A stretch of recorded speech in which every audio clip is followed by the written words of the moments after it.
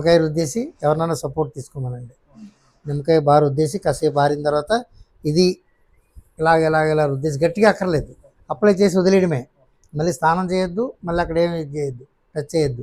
ఏమైనా చేస్తే మళ్ళీ గట్టిగా కానీ రుద్ది అటు ఇటు చేయడానికి ప్రయత్నించి ఎర్రగా కమిలిపోతుంది. ఇది చేసేది కొంచెం నిదానంగా కూర్చొని చేయాలి. మీరు లేచి నిలబడి చేసుకున్నా పర్లేదు, కూర్చొని చేసేదానికంటే కూడా నిలబడి చేయడం అనేది దీనికి సరైనది. షోల్డర్ కరెక్ట్గా పెట్టాను, 2 పాదాలు చూడండి దగ్గరికి పెట్టాను. స్టిఫ్గా కాకుండా ఫ్రీగా వదిలేసాను. బాడీని వదిలేసి ఏం చేస్తున్నానంటే ఇప్పుడు మొదట ఫస్ట్ ఆఫ్ ఆల్ శ్వాస తీసుకుంటున్నాను.